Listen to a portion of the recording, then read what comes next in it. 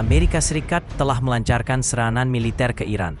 Tanggal 22 Juni, Angkatan Udara AS menjatuhkan bom ke pabrik pengayaan bahan bakar dan beberapa fasilitas nuklir Iran. Pertanyaannya, bisakah AS benar-benar mengalahkan Iran? Menurut analisis kami, jawabannya jelas, tidak mungkin. Beberapa orang mungkin berkata, tapi kan AS sudah mulai menyerang. Jangan gegabah, seperti yang sudah kita bahas di video sebelumnya. Serangan udara terbatas bukan berarti perang penuh. Dan selama ini, AS selalu mundur tanpa hasil nyata. Menaklukkan Iran sepenuhnya, menjadikannya seperti Irak kedua, itu cuma mimpi. Jangan anggap Amerika terlalu perkasa. Ingat, Houthi bahkan belum benar-benar turun ke medan perang. Dan jangan lupakan Rusia, mereka tak akan tinggal diam. Bahkan sebagai tetangga Iran, Pakistan secara terbuka menyatakan dukungannya pada 14 Juni.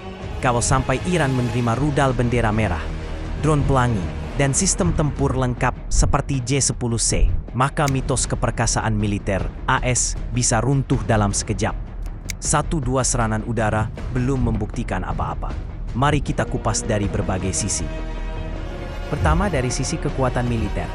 Memang AS unggul dalam teknologi dan persenjataan. Mereka punya jet siluman, tank canggih, kapal induk, rudal presisi tinggi, dan kemampuan komando berbasis informasi mutakhir. Kalau sekadar perang terbuka, AS mungkin bisa menghancurkan banyak infrastruktur Iran dalam waktu singkat. Tapi kalau memang sesederhana itu, kenapa AS tidak menyerang dari dulu? Kenapa baru sekarang, ketika Iran hampir punya senjata nuklir? Jawabannya ada pada kemampuan pertahanan Iran. Iran punya lebih dari 1 juta tentara reguler dan garda revolusi, plus 10 juta pasukan cadangan milisi sipil. Banyak fasilitas militer mereka dibangun di kedalaman 50-90 meter, bahkan beberapa ratusan meter di bawah tanah. Serangan udara secanggih apapun tidak akan bisa meratakan gunung. Medan geografis Iran juga sangat menantang. Teheran berdiri di atas dataran tinggi 1.200 meter, dikelilingi pertahanan rudal anti-udara yang tersembunyi di pegunungan. Ini jauh lebih kompleks daripada perang AS melawan Houthi di Yaman. AS memang menargetkan program nuklir Iran, tapi fasilitas-fasilitas itu tersembunyi terlalu dalam. Jikapun bisa dihancurkan sebagian, itu hanya akan memperlambat, bukan menghentikan. Dan jangan lupa, ini bukan sekadar soal teknologi. Ini adalah soal eksistensi nasional bagi Iran. Iran tidak akan menyerah.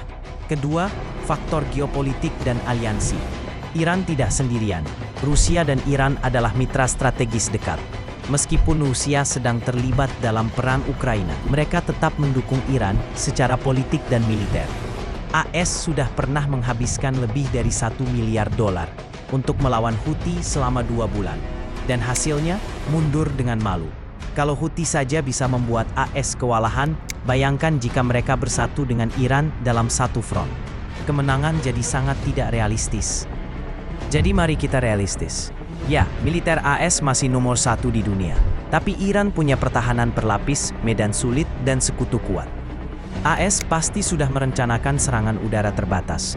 Dan itu sudah terjadi. Tapi menaklukkan Iran seperti Irak? Menghancurkan seluruh fasilitas nuklirnya? Itu hanya fantasi. Akhirnya, AS tak akan menang. Yang ada, mereka akan terjebak dalam perang panjang yang menguras segalanya. Ini bukan soal propaganda. Ini soal fakta kemunduran kekuatan AS. Dulu, mereka bisa menyerang Irak karena Irak sendirian, tanpa sekutu, tanpa aliansi kuat. Tapi Iran, tidak. Iran punya dukungan kuat, strategi militer berlapis, dan jaringan regional yang solid. Sekali lagi, kita tegaskan, AS mungkin akan menyerang dari udara, mungkin akan merusak beberapa fasilitas, tapi itu bukan perang total. Dan jika mereka nekat melancarkan invasi penuh, hasilnya akan lebih buruk dari Afghanistan, bahkan bisa memicu perang dunia. Karena jika hegemon global seperti Amerika terjebak dalam perang besar melawan negara berdaya tahan tinggi seperti Iran, maka seluruh tatanan dunia bisa terguncang. Jangan lupa subscribe channel Historika Kuno supaya tidak ketinggalan info terbaru dari geopolitik dunia.